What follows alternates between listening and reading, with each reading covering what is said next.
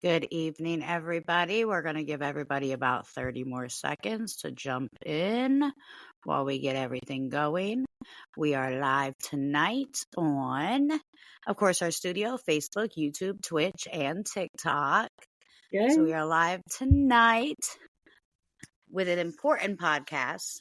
But before we can start, we're going to go ahead and play our disclosure. Again, TikTok, you will not hear a disclosure during this time. Let's see. Yin Yang the podcast does not own rights to any background music or noise you may hear. This podcast is completely opinion-based and may include adult content, adult language, and verbiage not suitable for any underage viewers. Information found in this podcast may not contain exact accuracy as it is opinion-based. Please listen at your own risk. All right. We're going to welcome everybody officially into Yin Yang the podcast for February 3rd, being the first Saturday of the month, as we discussed before. This is a sponsored podcast by My Stable Mind, which is owned by Yang. These are sponsored podcasts, meaning that, of course, not only will she be kind of hosting them, but she's going to kind of take the ball, and I'm going to kind of ask questions this time because this is stuff that she is more familiar with for the most part. Tonight is PTSD Awareness. So mental health awareness is always the first Saturday of every month. So keep that in mind as you're watching our podcast. And with that being said, I am going to pass it to you. Yes, thank you. I was just about to say that again. So what we're going to be doing on the first Saturdays is bringing awareness to mental health, and each Saturday we're going to talk about a different condition, and like this first Saturday we're going to start it off with PTSD.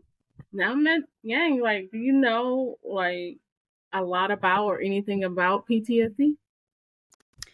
I do. So at 14 years old, I was diagnosed with PTSD due to some childhood trauma I had went through, and that childhood trauma created really I was actually diagnosed with complex PTSD. Yeah, I was too. And okay. But it brought on like nightmares, and I had a lot of problems with being in public, and it also created the diagnosis of social phobia that I carry, which is the fear of embarrassment, not the fear of crowds. So that is where the PTSD is actually what brought on that phobia. But yeah, no, so I know a lot about it, but I can't say I know a lot about it like medically. I know what I went through with it, and that's it. Gotcha. Yeah, that's what people like. They hear about it, people talking about it, news and movies. Usually a lot of people know about it from like how it's portrayed in like in the public eye, like on movies and such like that. And a lot of people like relate it to like people that's been in war, that served in the military, because the flashbacks that they get from that. But it's a lot more like anyone can get PTSD from any type of trauma.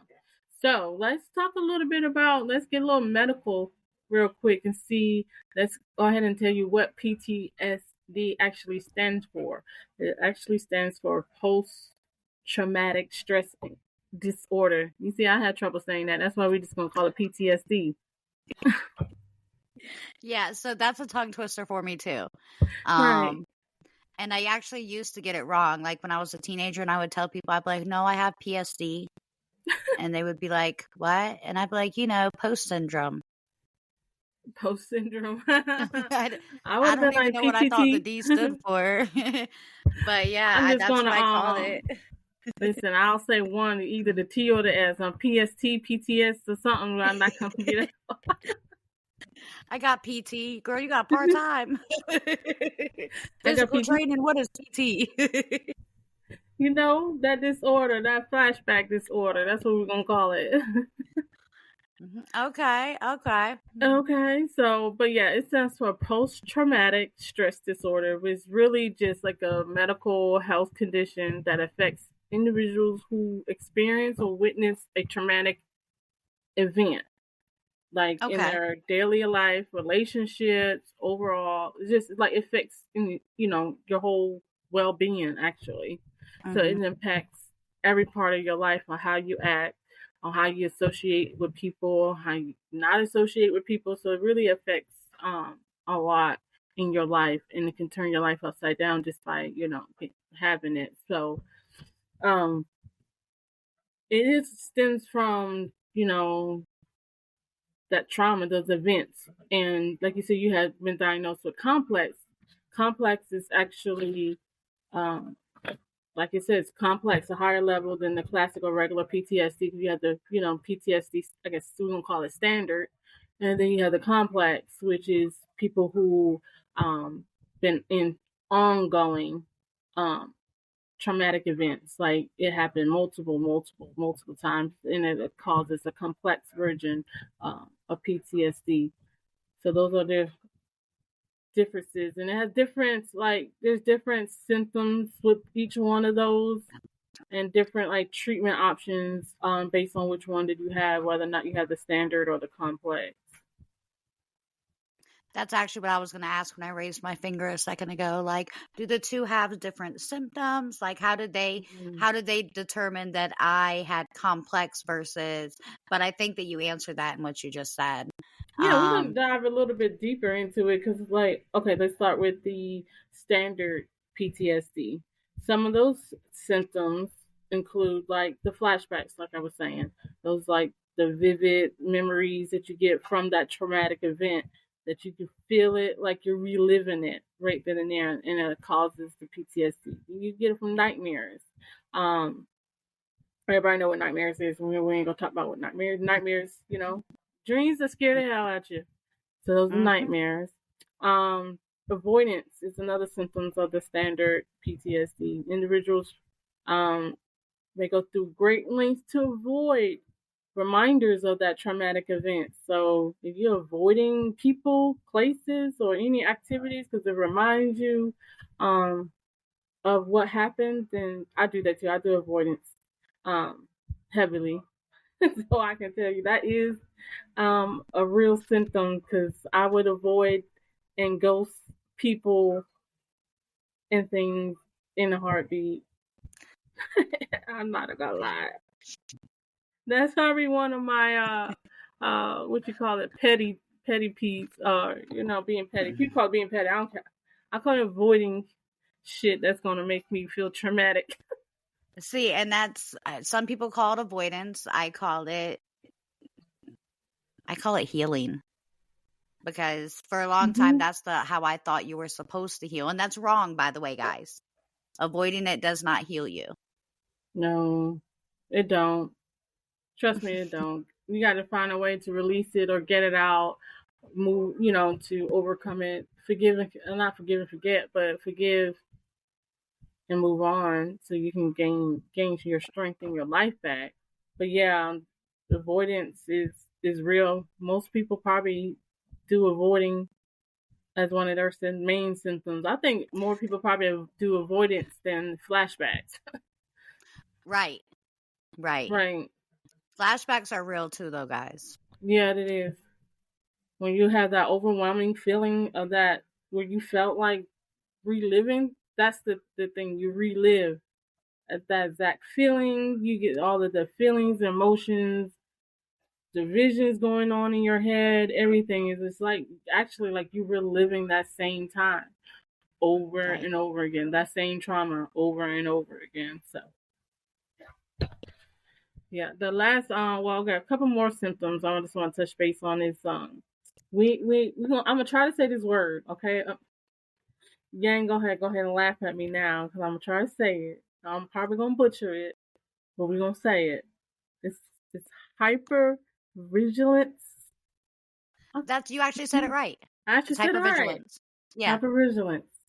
Okay, so do you know what that means? Because I can give you like what I think it means with the book saying it means, but what do you think it means? I don't even know how to say it, so I know I ain't gonna guess it wrong. Well, right here it says it's a heightened state of alertness. But we're gonna put it in layman's terms for y'all. Which is also what?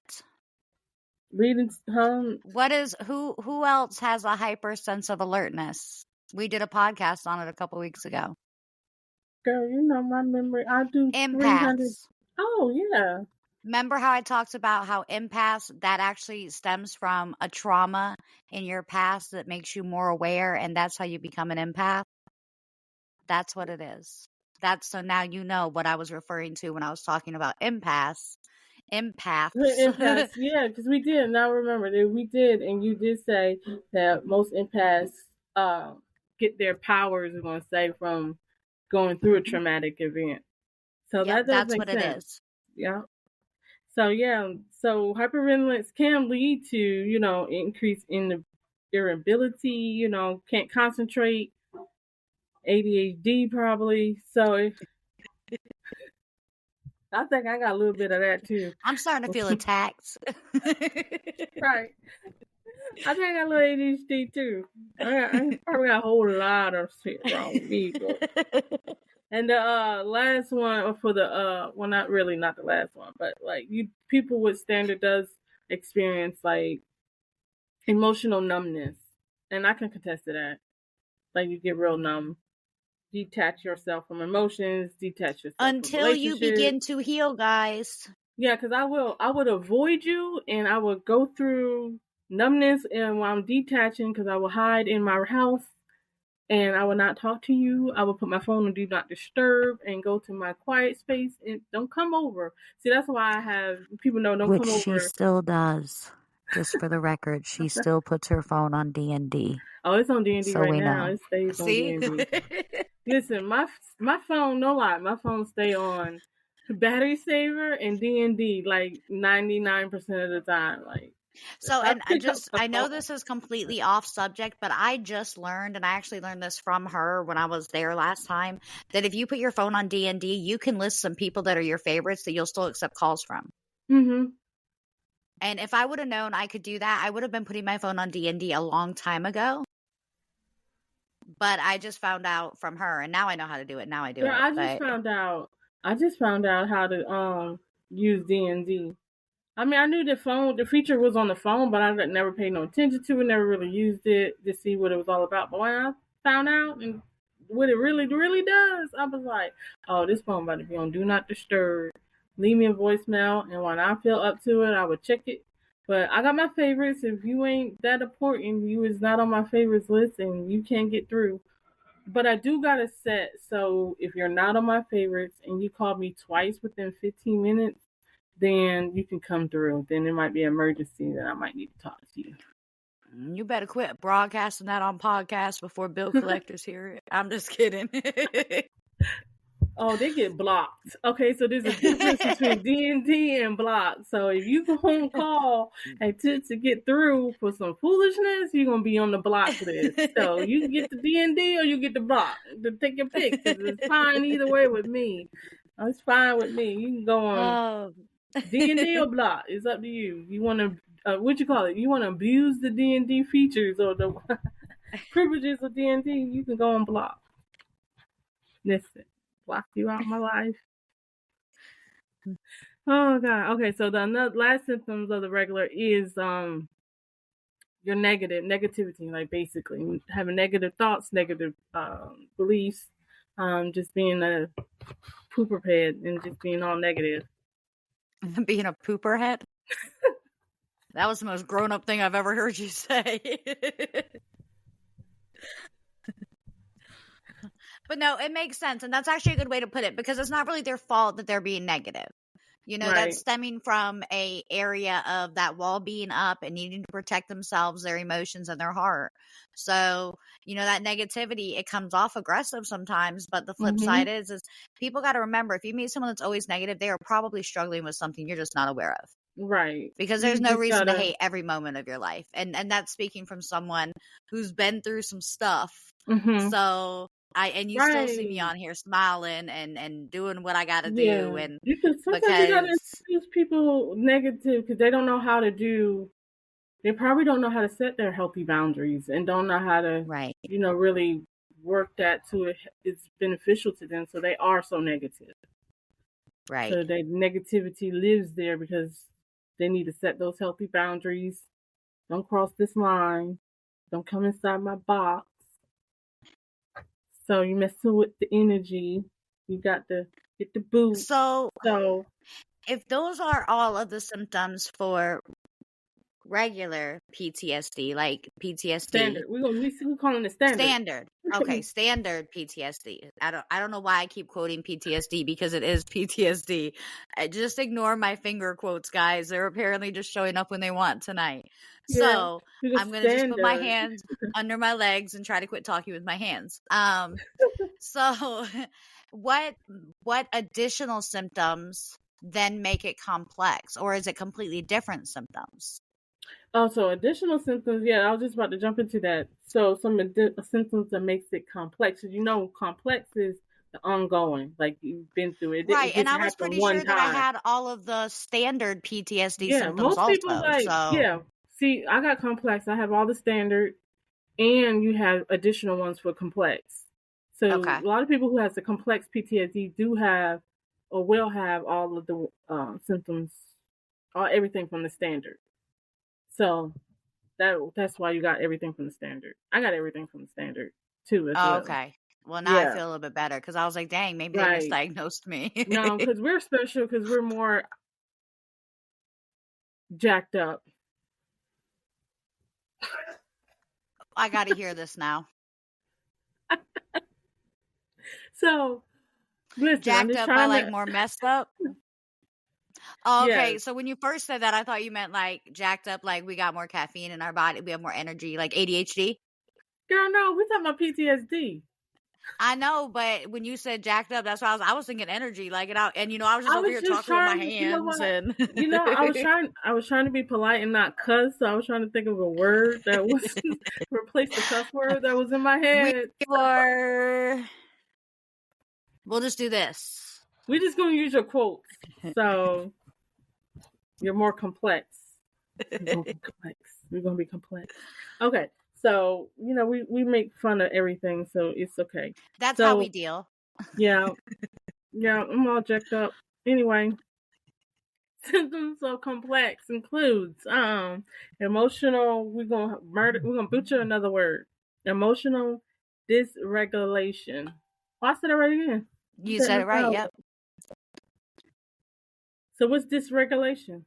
We're playing. I just want to say really quick, I don't know what that noise was that just happened, but it was like on perfect point with the end of that word that she said it correctly. So whoever or however that happened, keep doing it when she says words correctly. It was great. Go ahead. Keep going. Oh, someone said that. Okay, I said it correctly. Okay. So individuals with the complex may struggle with intense and fluctuating emotions. Mm-hmm. They find it challenging to manage and stabilize their moods. So basically, I guess it sounds like it means like it's like being like what the other one was, like a detachment. What you think? Like, well, no, not really detachment. So stabilization. They can have problems stabilizing your moods or stabilizing your feelings or dealing with your feelings. What that more or less means for those that don't understand, like, and I only know this because I also have BPD, which is also like with BPD, it's more you are unable to control your emotions as much as your moods. It's moods also, but it's more your emotions. But the stabilizing of moods means like 1 minute you're okay, we're good, we're happy, we're having a good day, and then an hour later you're angry, you hate the world, and you're probably going to break a few plates. And I speak on that from experience because I've been there and done it many a time while I was fighting to get better. Girl, you put it like that. Yep. Been down that road too. That's why those places is in business. Where you can go in there and rent out a room and you can just break shit. They're called rage rooms. So me and my mom are talking about going to one. But yeah, you can come with us. We can all go together. Right? Can we go to the rage room? I just want to just break shit or punch a hole in a wall or take a sledgehammer and put some they have one like an hour from my house. It's not that bad at all. All right, next trip to the mountains. We going to the rage room. Well, girl, I live in the mountains. We can literally just take a hammer out to the mountain. I'll be too scared to fall off that damn mountain. She not be acting like y'all. She be acting like when she out here that all the one rock's gonna fall and the whole mountain gonna crumble. I don't know where she watched way too many Wild E. Coyote and Roadrunner cartoons growing up where things were just like falling apart and blowing up. But she really be, it's not her fault though. But she really be thinking that that's gonna happen. Go ahead. I guess that's part of my PTSD, you know. It might There fall you go. down, you know. It's gonna fall. I'm gonna fall off it. It's not meant for me to do this. Are we supposed to be on this mountain? Like, I really want to know who was the first person who went up the mountain and was like, "This is a great place to live." Like, who the fuck was that dude? Okay, anyway. I'm sorry. This like I bet you he had complex PTSD and he was avoiding the outside world. I bet you that. He's trying to find a way to ghost motherfuckers. He was just like, I'm gonna go up this mountain and I don't want to be bothered. Leave me the hell alone. That was their version of D&D. It probably was. I'm gonna go up this mountain. Do not disturb, because nobody's really gonna go up there. It's like, and the first people who, what you call them, first, I guess, construction workers who actually had to pave the road to the mountains. Like, who signed up for that? Like, I'll take that one, sir. Like, all right, boss, let me get that one. I'm gonna pave this road to the mountains. Nah, give me the alley. I want the alley. I paid the alley. I want that mountain. No, we're not doing this. Okay, we're getting way off topic. I'm in my feelings about this mountain. See? And it's like this every time we talk about it. That's why it's so funny for me. You're triggering me. See? That was a trigger. That's a trigger. I need to tell my therapist. She's triggering me. That's a trigger. That's all I did is invite you to my house. Gosh. You trigger but me. I do live up a mountain, guys. Like straight, like up a mountain. Up a mountain. Yeah. Yes. Okay, we're gonna stop being triggered. See, this episode is triggering me too much. Okay. So another symptoms of the complex is difficulty in forming relationships. I can contest to that because I have major trust issues, major fear of abandonment, major challenging forming and maintaining healthy relationships because I ghost people all the time. So yeah, I'm probably number one on the list of this symptom. This is one of my main ones. How about you? Oh, absolutely. I mean, the healthiest relationship I've been in is the current one that I'm in, and this is ever in my entire life. And that's only because I had to heal. Mm-hmm. And honestly, I wasn't completely healed walking into this relationship. Me too. He had to show me that I wasn't going to be abandoned, and he had to show me before I would even start to believe that we were an item. Right. And there's still moments I still have, and I'm sure that you still have moments too. Like I'll call her out of nowhere, and I'll be like, I'm pretty sure he's leaving me. God, I still get my boyfriend hell. I give him hell every day. It's like I'm surprised. Listen, struggling. When I tell you struggle, the struggle is real because I'm going to test you. I'm going to test you. I'm going to do everything I can to make you leave before I ask you to stay. See, that's how you know they're willing to stay and put up with all of your psychoticness. Because listen, I don't know what you're talking about. I don't got no psychoticness. Me neither. I'm not crazy. I'm not crazy neither. No, I'm damaged. I don't know if I'm supposed to say that. And it's not really a thing to make fun of, but it's the reality of it. And anyone that's ever had PTSD or is currently working on a PTSD treatment, etc., will tell you the same thing. Your brain feels broken. You don't think really like other people do. And that's like another symptom I wanted to touch base on too is like the negative self-concept. Like you don't think like other people think. You have the feelings. You feel guilty more. You feel shame. And it could be like the silliest thing. Like, you grab the red Kool-Aid instead of the grape Kool-Aid. Look, I called it red instead of like cherry and shit. But never mind. You grab the wrong thing, and you feel guilty because, you Well, know, hell's bells. right? Because you used to be like, somebody be like, I wanted the red Kool-Aid, and you grabbed the last one, so you're like feeling guilty because the other person may said something about you grabbing the last one, and you would like ruin your whole afternoon, your whole day, your whole week because somebody mad you grabbed the wrong one. So yeah, anything And can I can trigger that. elaborate a little bit on that. And I'm only comfortable sharing this just for the record because a lot of people aren't comfortable sharing their past stories. I'm only Hmm. comfortable sharing this because it's literally published in my book. So if I hadn't put it out there for the world anyways, I probably wouldn't be as comfortable sharing it. But my traumatic event was molestation by a distant family member that started when I was really young. And then very, very years later, y'all, I don't know, I can't talk today for some reason, but a lot of years later, I was going to say very many years later, and I don't know why, but a lot of years later, that individual who did those things to me ended up taking his own life. And instead of being logical and being like, okay, well, clearly he struggled with his mental health his entire life also, my brain went into, oh man, he realized how bad he hurt me and he took his own life. And so I felt shame for his suicide for years after it happened. I actually had to go into intenser therapy during that time. Well, not during that time, but a little bit after that time, because I felt so guilty for what he did to himself. And I felt so guilty that he did it and he had a family. So it was one of those things where you can't control that shame or that guilt that You eats really away at you can't. either. You It comes out of can't. nowhere and it takes you over. It consumes you. Girl, with me, I just finally really spoke on it just recently.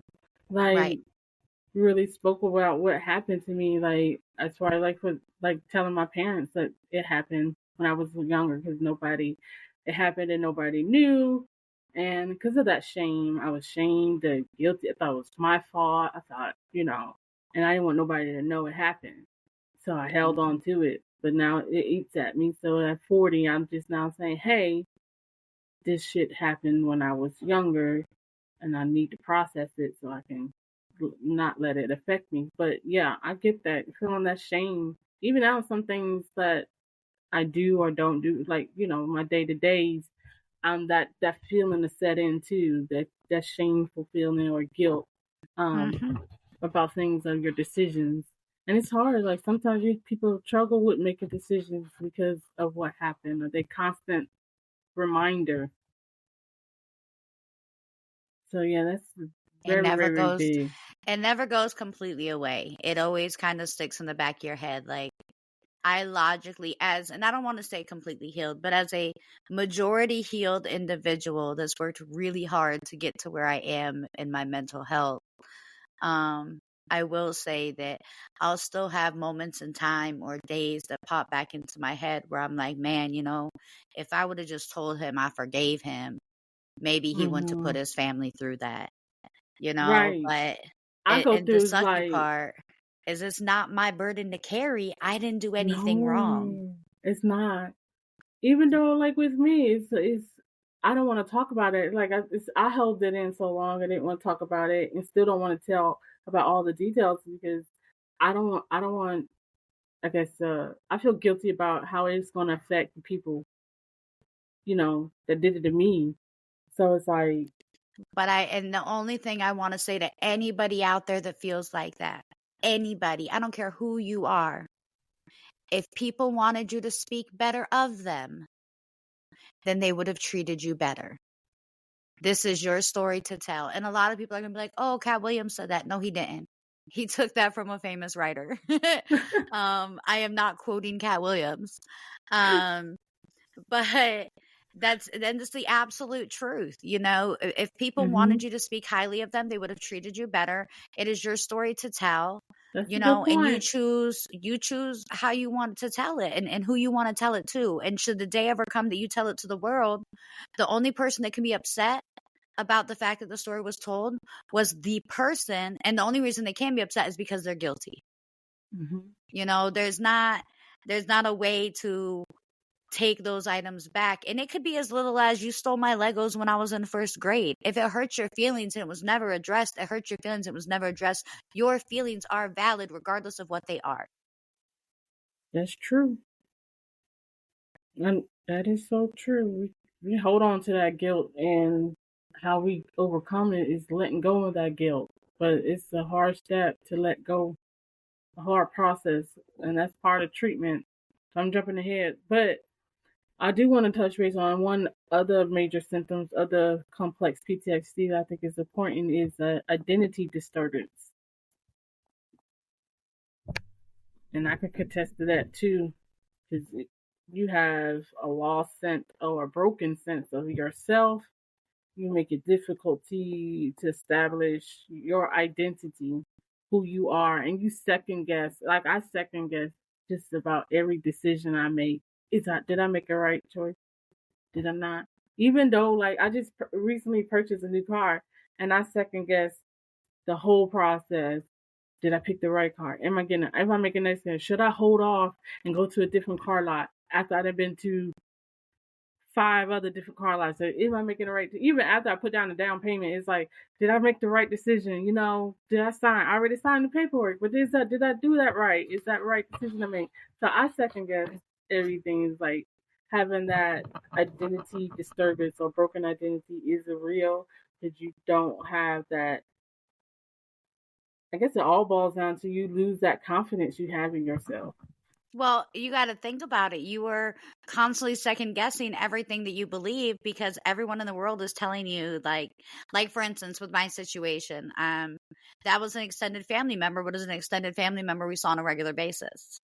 And everyone was telling me this was a great family, and oh, he's so intelligent, and oh, he's going to do so well, and all these different things. And the entire time I'm knowing what happened to me, and I'm going, well, dang, maybe I'm the problem. You know, so you start your entire journey thinking that you're the one that was wrong. And then you're trying to figure out how you can be a better person to a world that has no idea why you're trying so hard. You know, I was like the happiest kid in the world. The librarians used to call me Smiley, and they'd be like, oh, you're always so happy. But little did they know, like, I was crying myself to sleep every single night, you know? And it's one of those things where you put on such a big front for the world so that you can be a normal part of society, that you lose yourself in that, and you get caught up in, like, who am I? Am I really happy? Am I sad? Am I overreacting? You know, it's a big deal. It really is. It really is. And you go through that process, and that's how it makes it complex, because it's so hard for you to let go of that train of thought. Yeah. And the other last symptoms I want to go touch base is the disassociation. See, I almost said that wrong. Disassociation.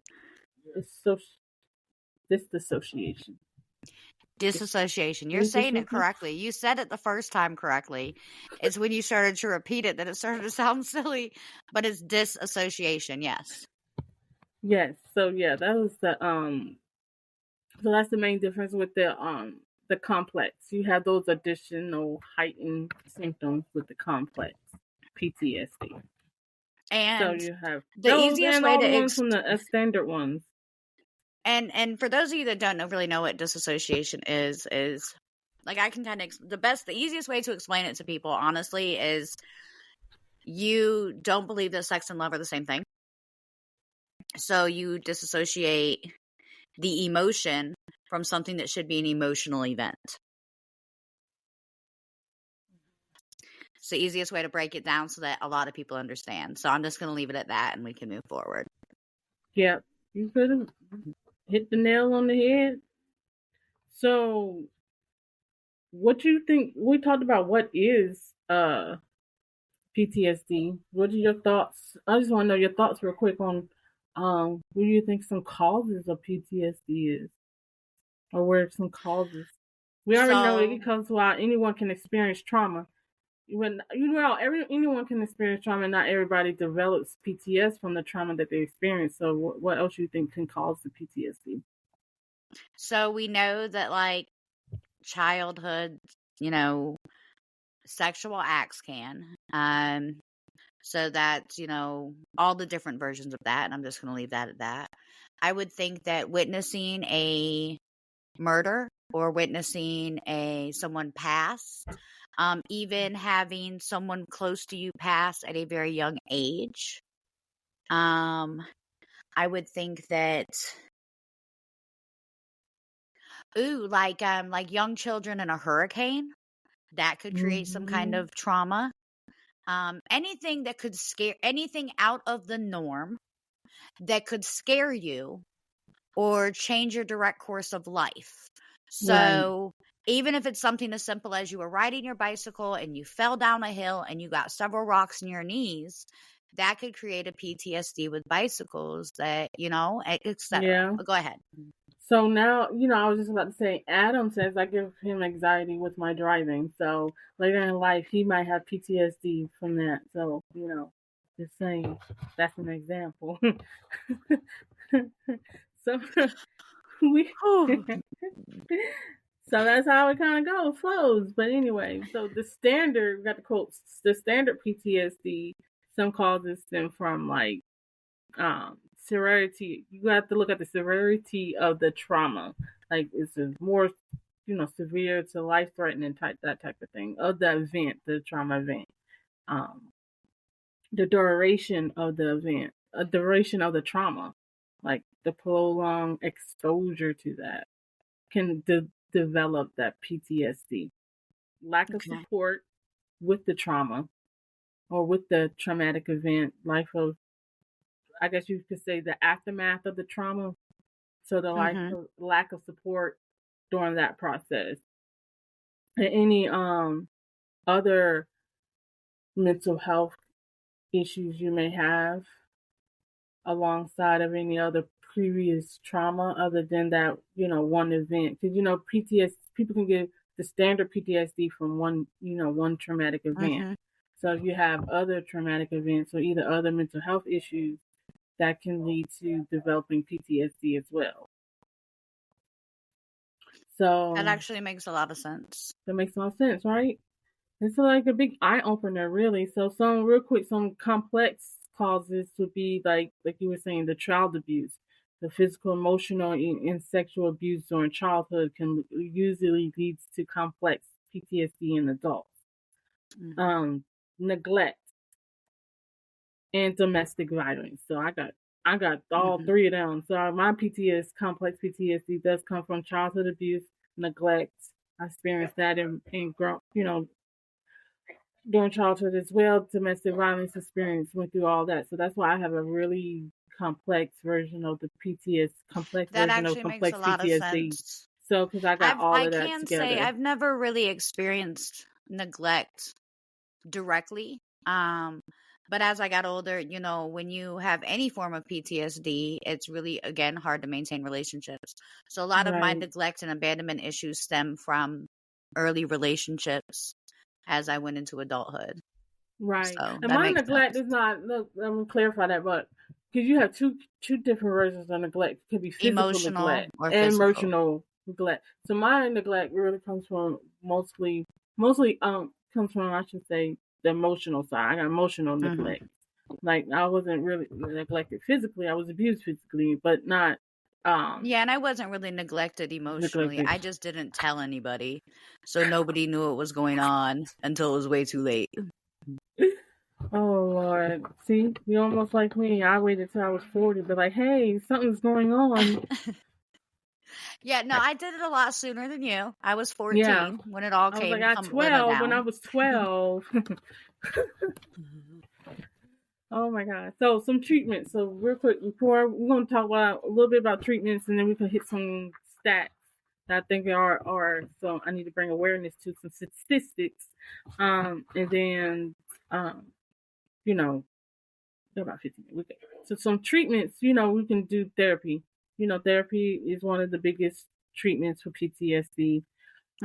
I'm going to say medication. Not everybody agrees with medications. Everybody has their own opinions about medications. I'm not really a big fan of medication. If I don't have to be on medication, I understand medication, but I just don't really care for it. Throw this out there really quick while you say medication, because if you look down our feed for the last week while we were preparing for this PTSD podcast, there were multiple people that brought up on their microdosing. And let me say, I am not at all against microdosing. I have learned a lot about it over the years.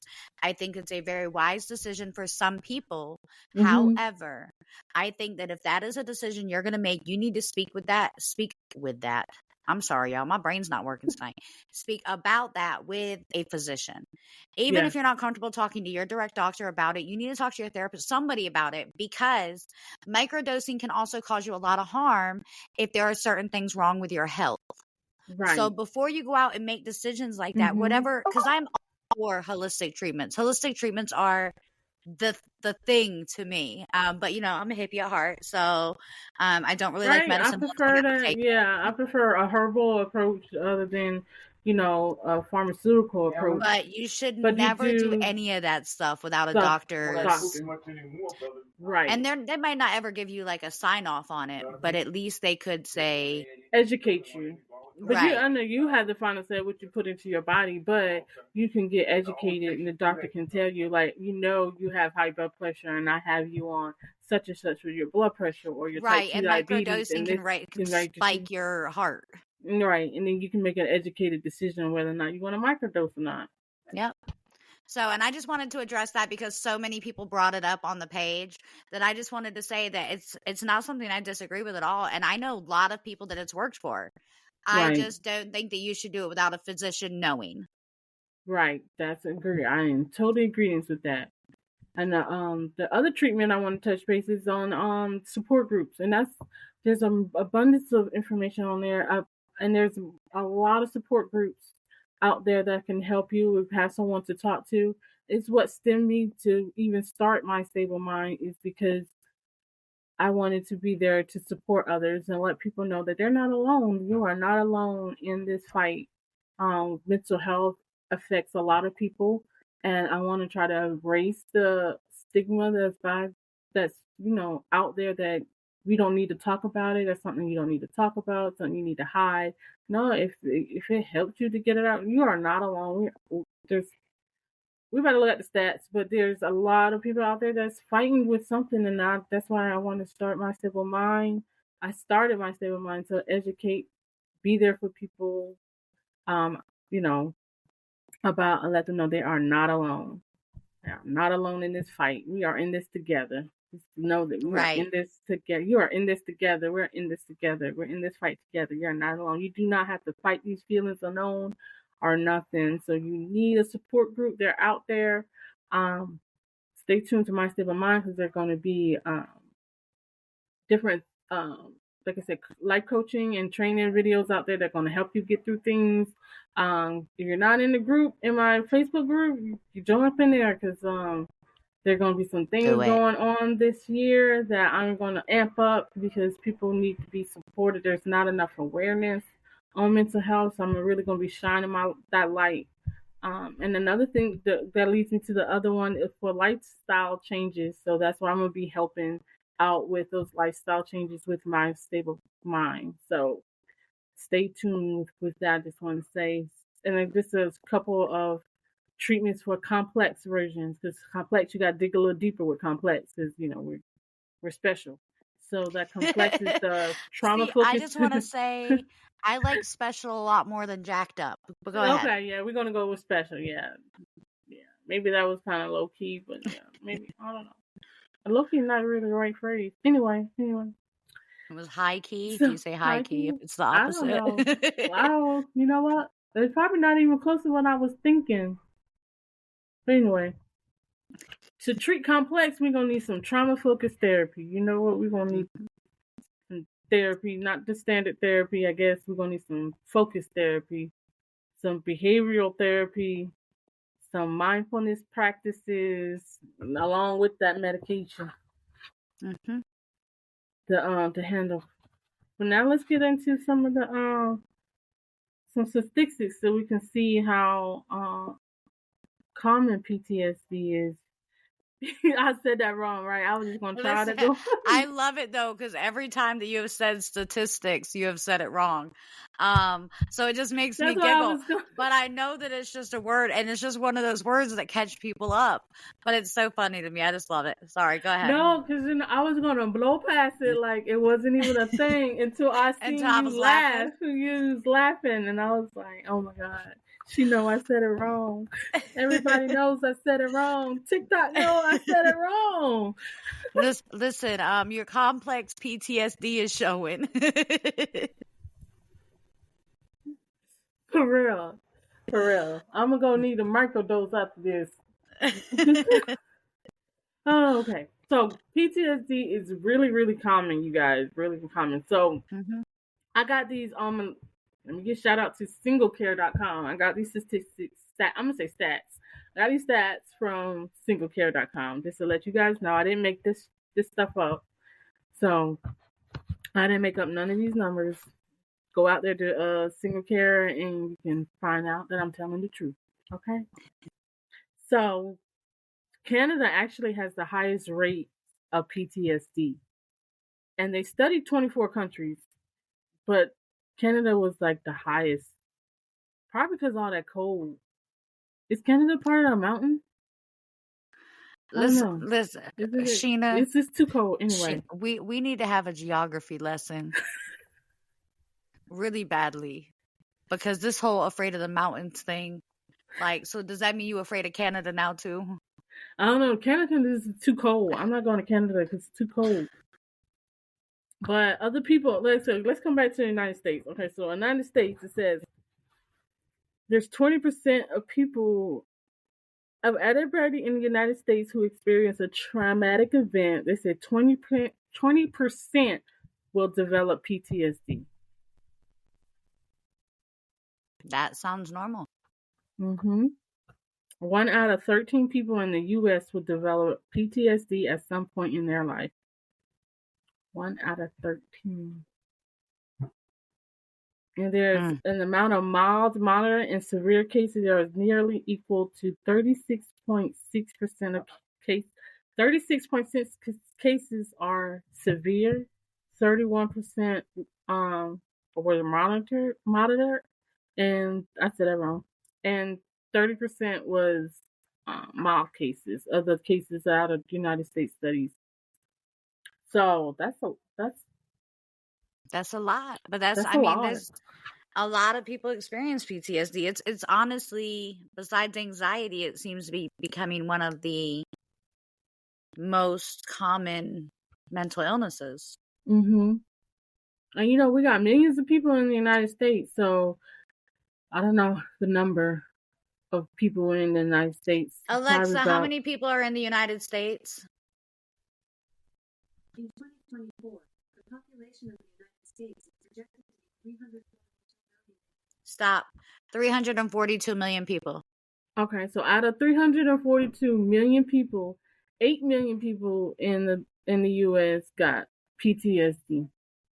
In any given year, right? In any given year, you check the stats. 8 million people.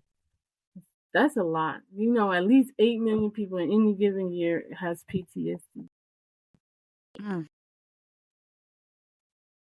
PTSD affects more than twice as many women as men.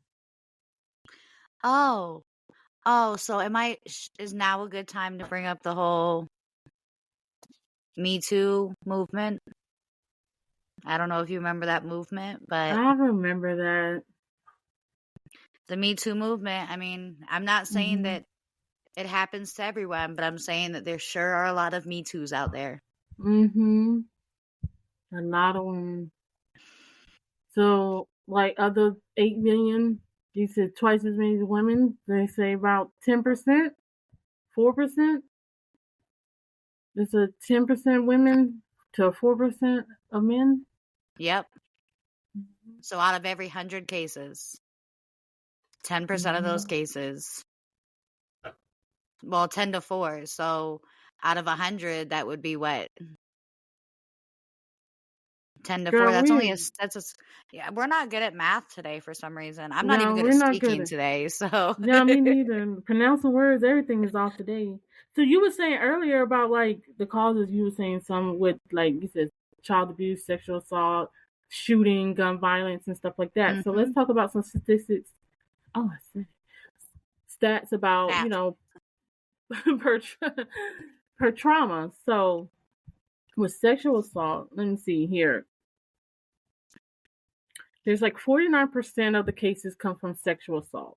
So of that 8 million people who said they got PTSD, 49% say it came from a sexual assault. Okay. 32% says it comes from a severe physical assault. Okay. 16.8% from a serious accident. All right. Car accident, an accident.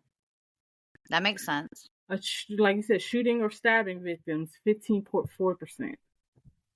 Mm-hmm. An unexpected death of a loved one, 14.3%. Okay. Parents of children with a life-threatening illness, 10.4%. And I didn't even really think about, that causing PTSD, but I could see how or why that would cause PTSD, Yeah, I mean, I think that goes both ways, like parents of children or children with parents that, that has a disease that the child is taking care of that parent. Yeah, I can see that too. You said earlier about witnessing a violent act. So witnesses of a violent act is 7.3%. Okay. And like you said, hurricane, natural disasters, 3.8%. So look at what was the number at the top? Sexual assault. That's a shame. 49%. Yep. And now again, I want to add that it's double the amount of women. Double Me the Too amount of movement. women. Oh Lord. So would you I just those stats So just do really you hurt have me. any stats about like people getting better or like treatment stats or anything like that? Let's see. Oh, this is another good one. 44% reported COVID-19 pandemic affected their PTSD. So people who have PTSD says 44% say COVID affected their PTSD. Maybe it made it worse. Agree with that. Mm-hmm. It made mine worse at one point. Yeah, living in isolation and being in fear of getting COVID. Mm-hmm. Or I know a lot of people probably develop PTSD from COVID. I got sidetracked. What was your question again? What do I have stats on? I think you're actually right on it. Yeah, like stats on treatment. Treatment. Okay, that's what I'm looking for. Let's see. 41% of reported PTSD events occurred in childhood or adolescence. That's what we were talking about, the childhood abuse. And a lot of people don't know when their symptoms occur or when they when they first get that start developing PTSD. When they know when the event happened, but a lot of people start developing PTSD long down the line because it can last a long time. I do have stats on Treatable. I know that's towards the end. 63, here's a good number. 63% believe PTSD is treatable. Do you think PTSD is treatable? PTSD is it is definitely treatable. And I can tell you that it never, and this is I have been in therapy since I was 14 years old, on and off. I have struggled with my mental health, PTSD, BPD, those things my entire life, like since I can remember. PTSD is definitely treatable as long as, number one, you find the right therapist. Number two, you actually try. But it doesn't mean it doesn't still linger. Like, I can have a really, really bad day and I come home and sometimes all of those memories and things still rush back. And I still, in August of every single year, my entire life, I have bad dreams. August is the 1 month every year that I prepare myself with my anxiety meds up front, because I know that it's going to be a rough month for me. And I know that the dreams are going to come back. And that might even be a trigger that brings them back, is knowing that they're going to come back. So when I know those things, but you also, when you're trying to get better and you're trying to get treatment and things like that, you learn your triggers. And that's the biggest part of PTSD, is learning your triggers. If you know your trigger, you know how to remove yourself from a situation without it becoming another traumatic experience in your life. Yes, learning your triggers is very, very important. That will be like the first thing you will learn to do in therapy, is to identify your triggers so you can know how to address it, avoid it. If you are triggered, how to get through it. So yes, knowing your triggers are very, very important in handling and treating PTSD. So yeah, 11% of people believe that it is treatable. That's a low percent. 11%, and 20%, 26% say they just don't know. They just don't have enough to make, I guess, an educated decision. I think that's a fair statistic too, because I have met many of people over my life that don't believe in mental health.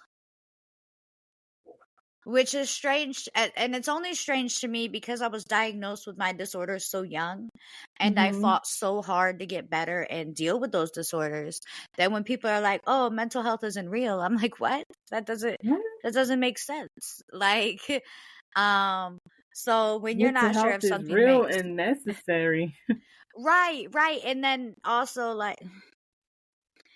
And I'm not trying to push nobody away or make anyone angry, but the people that are like, this is how God intended me to be, I don't need anything to help with that. God never intended for people to have PTSD. That came from a different traumatic experience in your life. It's not like the guy up above was like, and you have PTSD and you have PTSD, and no, it came from somewhere. Someone else or something else did something that caused that PTSD to happen. Right. You know, that's not God. That's somebody here that inflicted that on you. And yeah, that's a worldly thing. Yeah, and it needs worldly treatment. Yeah, that's good.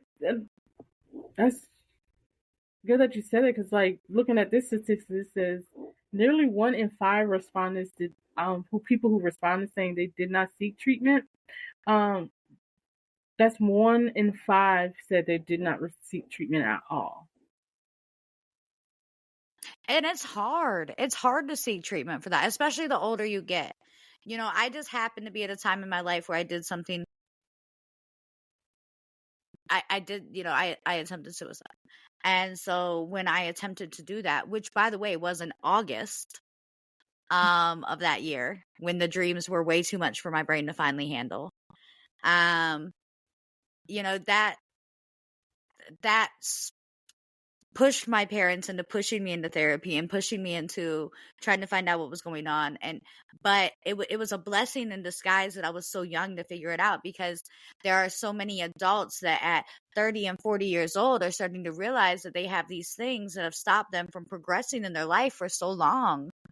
And they have to then deal with it, where I was able to deal with it for years prior to. So I was able to come to my sense of self and my stability and my triggers long before other people were, which also makes me feel like it's a little bit easier to help those people and talk to other people about it, because I've been there. Yes. So that you living through it makes you a great person to help someone else get through it. Yeah. But yeah, these are different therapies. Like I said, different people want. Let me just start that over. Like I said, 18%, 18% of people did not seek PTSD treatment, and we're still talking about the 8 million people that has PTSD in the United States. Like I said, that's 1 in 5 people did not seek it at all. Now the other treatments, like we said, were therapy, medication. So 49% of people said they tried psychotherapy, the talk therapy. Wait, I have a question. Mm-hmm. If 1 in 5 people didn't seek treatment at all, how did they know they had PTSD?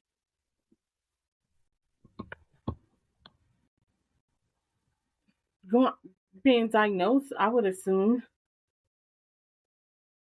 But if they never seek treatment, how do you get diagnosed at all? Like, or are for they me, just like, guessing? I was diagnosed by being in the hospital for something totally different. So, like, I guess you can be diagnosed if you go and then do treatment. nothing Like, I with go it. to my doctor for chest pains, and the doctor's like, well, let's find out why you're having chest pains. And they have to find out you having chest pains because you got anxiety because of your traumatic event, and they just say, oh, you have Got it. PTSD. But there's like, And they just don't treat it. So it's kind of you're like not going to treat people, it. kind of like the people that find out they're diabetic but don't Keep take eating their ice cream. medicine.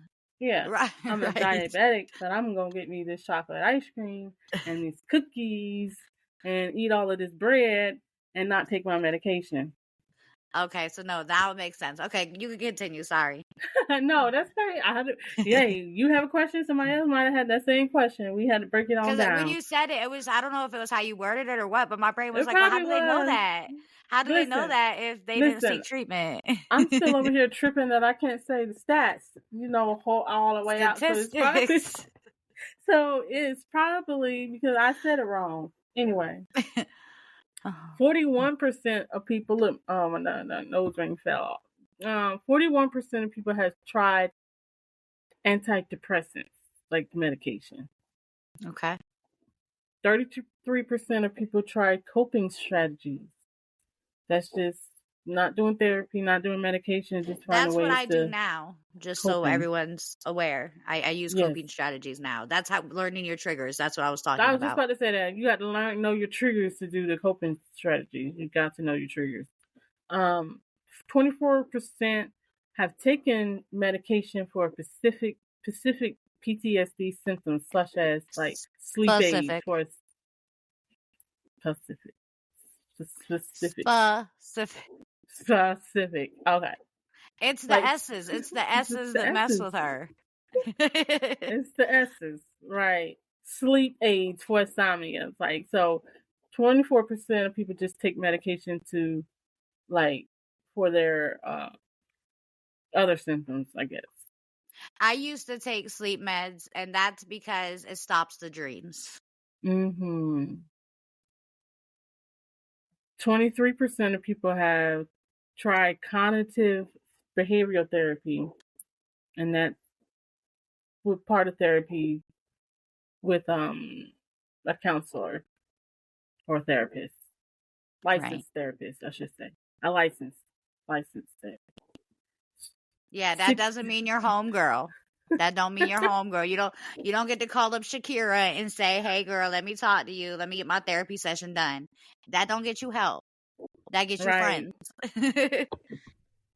Yes, and that's not Googling on the internet neither. So guilty. Okay. Anyway, 18%, like I said, 18% did not seek treatment. 16% have tried alternative treatments such as yoga, acupuncture. I had a pause on that one. Acupuncture and massage therapy. I need a massage right about now. Along with microdosing. Microdosing is considered an alternative. Yeah, so that will fall in that 60%. 8% has tried cognitive reconstructing. 8% also tried exposure therapy. Those are trauma therapies. Yeah. 4% had tried virtual reality exposure. Okay. That's interesting. That's I didn't know that was the thing. Technique. Me either. That's a newer technique. That's like it's a newer technique. I don't see how that helps, but that's okay. That was interesting to see how that plays out, though. I might look more into that. That would actually be really cool if you did. We could Yeah, post I'm something on the really page about it later when we can research it, y'all. right. Yeah, because I'm really intrigued about that now. I'm trying to see how that connects. Okay, 3% had tried other PTSD treatments. 3% said they tried an MDMA assisted therapy. Not really sure what that is, but if you know what that is, 3% people tried it. So that's The there's a good lot thing, of the best thing about those last stats that you read, and this is just my opinion, is that it's telling me that people are trying. yes, and that just leads me to my last stat is like only, but it's a low number, but only 8% of the people who sought treatment reported that it was not effective. But actually, that's a good Boom. thing. That's a good thing. Because it's Boom, a right low there. And that number that is alone not. tells you. And those people that are saying it wasn't effective probably have complex PTSD and were not seeking, or not, I don't want to say not seeking. They may have been seeking the right therapy, but they weren't provided the right therapy. So Right. therefore, it's not effective. You Right. know, or if they were misdiagnosed as Mm-hmm. a standard PTSD, but it was really complex PTSD. Standard PTSD treatment will not work for people with complex PTSD, period. No. It won't, because there's so much more to dig into when it's complex. Right. You need that trauma focused therapy. You need that focused therapy. So Mm-hmm. this all together, I just want to say this was an amazing informational session. And I am personally looking forward to all the rest of the ones that we're doing, because I, even with having PTSD, didn't know a lot of the stuff that we talked about. You know, I didn't know these kinds of stats. I didn't realize how many people out there really had PTSD. I just knew about my situation. Right. So this has been like amazingly informative, which makes me really excited for all of our future ones. So I just want to remind everybody that the first Saturday of every month, we are going to be doing, you know, sponsored, because that's a word. I ain't the only one. That's Sponsored. not word. Sponsored by My Stable Mind will be these mental health awareness podcasts. And, you know, this is the BPD one. We will announce closer to that date what next month's is. But we would definitely like people to continue to interact. You know, on the page, they have been interacting all week long. We really like to see that interaction because it lets us know what you want to hear. I just want to say, it's PTSD. You just said BPD, but just not to confuse PTSD. everything. It's PTSD. Yeah. BPD is my other diagnosis, apparently, that I'm just throwing out there for everybody. We are going to do that sometime this year. We just don't know when yet. Well, we know when, you don't. But yeah, tune in, because like I said, that's my driving force with My Stable Mind, is letting people know that they are not alone, and we're in this together. We're in this together. We're going to get you. I'm going to do my best to educate you and point you in the right direction so you can get help. I offer life coaching services to help people, to let them know that, you know, whatever hurdles, so we can get you hurdle over, you know, I'm there to help you. And the moments that we do identify that you need a licensed counselor, then, you know, I'm there to point you in the direct direction to help you get that over to that licensed counselor or that help. There's abundance of information out there on Google, I know, but I wanted to let people know that, you know, they're not alone. You can go out there, Google the support groups. I am going to be putting out information there for you, so you following my page, you can stay abreast to mental health awareness, because that's something I'm going to be doing, pushing really hard this year, is making a greater shine on mental health, because I don't think there's enough mental health awareness going on right now. It really needs a spotlight on it. I completely agree. Thank you so much for taking the time to do the research and all of that for this awareness podcast. You know, not only do I appreciate it, but I know all of our viewers do. So y'all, as you watch this later, if you weren't joining us for the live, please feel free to send us any questions or any information that you may have. We would love to hear it. We would love to share it with other people. And then next week, don't forget that Our Coffee with the Maries for our current events podcast will be at 8 a.m. So it's a little bit later, but that makes it easier for everyone to remember. We're live at 8 and 8. So that makes it easier for everybody to remember across the board, and nobody has to be like, hey, what time is the podcast again? Nope, 8 and 8. So it's 8 a.m., 8 p.m. We're going to be here for you. So we will see you all next Saturday. But as for tonight, we are 2 people. 2 opinions. Real talk. Y'all have a good night.